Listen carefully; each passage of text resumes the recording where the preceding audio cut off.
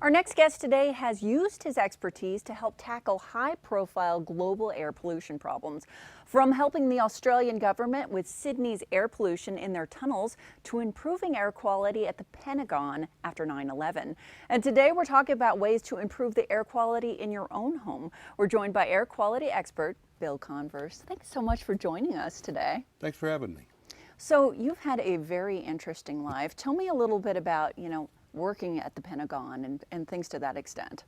Well, we got involved in the Pentagon after the crash, and after they put the fires out, and really most of the real wreckage was gone, but the entire Pentagon then was still full of all of the fumes of everything from the bodies to the smoke to everything else. And you couldn't work there, and it was essential that they get going again. And so we were invited in to put our technology in to try to quickly cure the problem.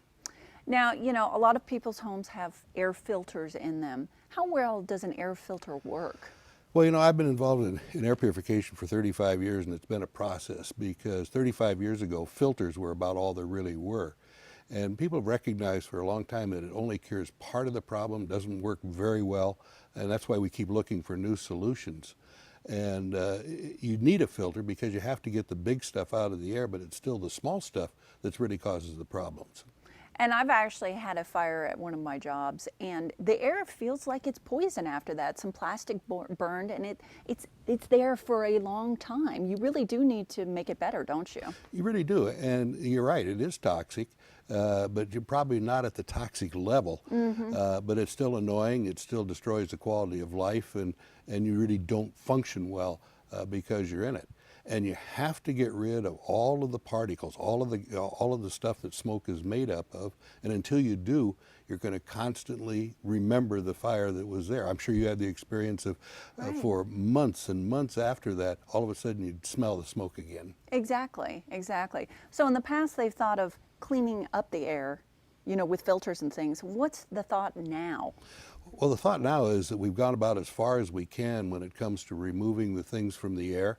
And so the new technology and the new thought is maybe we can get the air to clean itself and act more like nature does outside, because in nature there is no equivalent of a filter, and yet it's clean and it continually renews itself. And so the idea now is to put energy back into the air to get the air to clean itself. And I think, and also then to help with the way we are able to cope with the things in the air by improving our health by effectively putting us in outdoor air longer.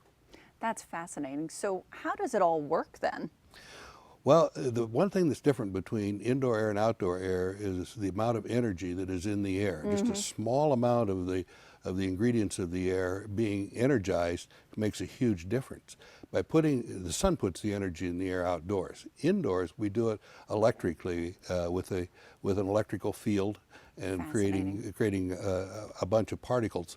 But the essence is we're using electricity to replace the sun by continually replenishing the energy to get the energy up to the outdoor levels, and then the air cleans itself. That is a fascinating idea, and you'll actually be giving a speech tonight so folks can learn more about it and have some solutions they can use in the house. And this could help people with asthma or just, quality of life in general, make your air more breathable in your house.